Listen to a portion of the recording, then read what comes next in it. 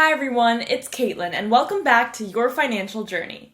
A lot of the time, we hear people talk about the upper class, middle class, and lower class. And while we all probably have a general understanding of what that means, how do we really know where we stand? In today's video, we'll be looking at exactly that and finding out where your net worth puts you. We'll cover the specifics of what net worth you need to be in the upper class, middle class, and lower class, and when you'd fall above or below in terms of your wealth. Let's go! So what exactly is the upper class, middle class, and lower class in America? Well, in the US, we often sort our population in 5 different layers or brackets, sometimes also called classes, based on net worth. First, there's the lower class, which represents the bottom 20% of the population. After lower class, we have the lower middle class, which represents the 20th to 40th percentile. Then there's the middle class, the 40th to 60th percentile, the upper middle class, consisting of the 60th to the 80th percentile, and finally, the upper class, or wealthy, which are the top 20%. These categories are based on net worth. Net worth takes into account assets, so the calculation takes what you own, such as a house or savings, and then deducts the liabilities, or the debt you owe. This way, we're not basing it on just income, which wouldn't take into account liabilities. When we look at the different wealth brackets or classes, we look at the median net worth of every group. So, for example, if we're trying to find the median net worth of the middle class, which represents the 40th to 60th percentile as a whole, this would make the net worth of the 50th percentile the median, because 50% lies directly in the middle of 40% and 60%. Then, for the 60th to the 80th percentile, we'll look at the net worth for the 70th percentile, and so on for each of the different brackets.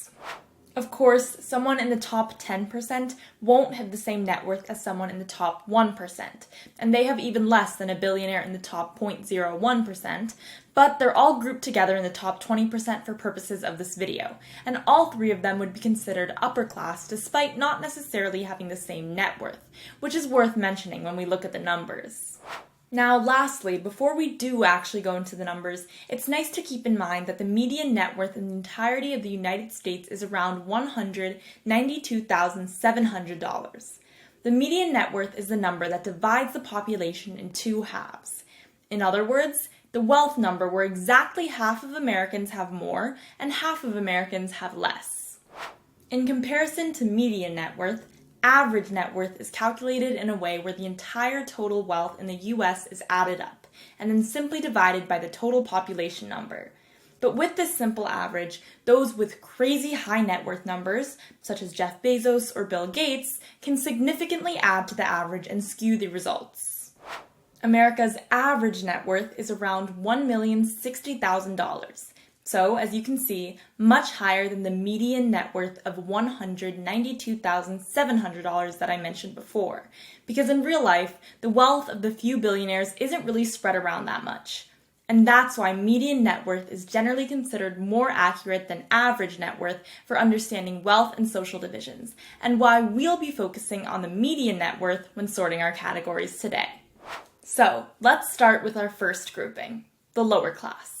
In the lower class, the bottom 20% of households have a median net worth of $440. The lowest percent in this group, what the statisticians call the first percentile, even has a negative net worth of negative $76,472, which means that they have a lot more debt than assets. Meanwhile, the net worth is $13,528 for the 20th percentile, the highest number in the lower class. The net worth range in this grouping, the difference between the highest number of $13,528 and the lowest net worth number of negative $76,472, is therefore exactly $90,000. As you can tell from the net worth of the first percentile, having significant debt obligations can really affect your net worth, especially if these debts exist alongside low wages. It is also much harder to build savings, because if you're spending all your money on your debt payments, there's not much to put away and save. This is why staying debt-free and paying off your debts as soon as possible is one of the most important factors of growing and keeping your wealth. On the other hand, the good news is that the median net worth of the lower class has actually been rising in recent years. Next up, we have the lower middle class, or the 20th to 40th percentile. Here, we have an average median net worth of $51,366. So, as we can already see, a big jump from our last grouping. The wealth range of this bracket is $94,714, between $15,600 in the 20th percentile and $110,314 in the 40th percentile. In the wider sense, the lower middle class is already considered middle class for lifestyle purposes. The lower middle class, like the middle class overall, is usually considered to have a stable income, enough to have some savings for retirement or other financial goals, like allocating some funds for a child's education. The lower middle class also has a bit of room for discretionary spending. This means that they don't have to spend all their available money on covering necessities like food, rent, taxes, and etc., but have a bit left after these mandatory expenses. This so-called discretionary spending includes things like occasional dining out and maybe a vacation here and there, which are options that become more and more available as net worth increases. Next up, for the middle class, the 40th to 60th percentile, the median net worth is $192,084. You'll notice that this is pretty much the same as the median net worth of the entirety of the United States that we talked about before.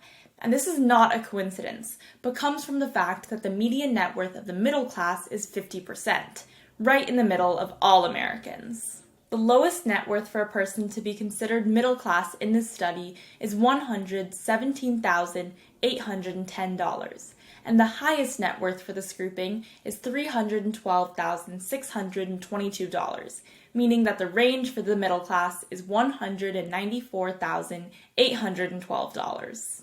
According to a survey from Gallup in 2024, 54% of Americans say they belong to the middle class.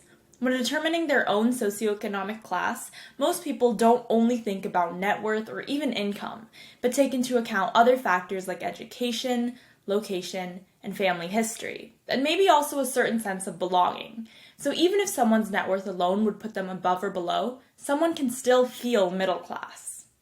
In a poll by the Washington Post, most people responded that in order for someone to be considered middle class, they need to have a secure job, health insurance, a car, the time and money to take vacations, be able to pay all bills on time, and retire in comfort, to name some of the most commonly quoted criteria. Now we're on to the upper middle class, between the middle class and the wealthy, and within the 60th to the 80th percentile. Here we have a median net worth of $493,068. Our lowest net worth for the upper middle class is $327,622, while the net worth for the 80th percentile of the upper middle class is $891,750. The range for these numbers is $564,128. When it comes to differentiating between the upper middle class and the middle class, people often take other factors besides just net worth alone into account. Owning a home and having a higher education, like a college or postgraduate degree, is considered an indicator of being upper middle class. But, of course, it's harder to differentiate between middle class and upper middle class when you're looking at lifestyle, which is why we also have the net worth numbers to really sort them. Finally, we're on to our last grouping, the upper class, for purposes of our analysis here, or what some would call the wealthy. With a median net worth of $1,920,758, they have a much higher net worth than the other wealth brackets that we have discussed so far. For this part, we have to keep in mind that when we're looking at the 99th percentile, for example, we are looking at the net worth of anyone at or above the 99th percentile. So, in other words, the 99th percentile, as statisticians define it, is the same as the top 1% in everyday speech. So, the median net worth for the 99th percentile, the wealth you need to belong to the top 1%, is $13,666,778. But, of course, the numbers would be even higher if we were talking about the top 0.1% or even top 0.01% here. But let's leave that for another day. So back to the upper class bracket in our analysis. The lowest net worth to be in this group is $47,453, which also gives us a range of $12,719,325, the largest we've seen so far. And here's two interesting facts. The top 20% actually receive over 50% of all the income earned in the country, which means that everyone else, the lower 80%, so to speak, all share the other 50% of income earned in the country among themselves. That said, the US also has a progressive income tax system, which means that the more you earn, the higher your tax rates are. And this means that the top 20% or earners also pay 84% of all federal income taxes, taking a bit of the burden off the rest of us. So, what do you think about these groupings? Were you surprised by any of the numbers, or did you expect them? Drop a comment below and let us know, and make sure to like and subscribe if you learned something new or found any of our info interesting.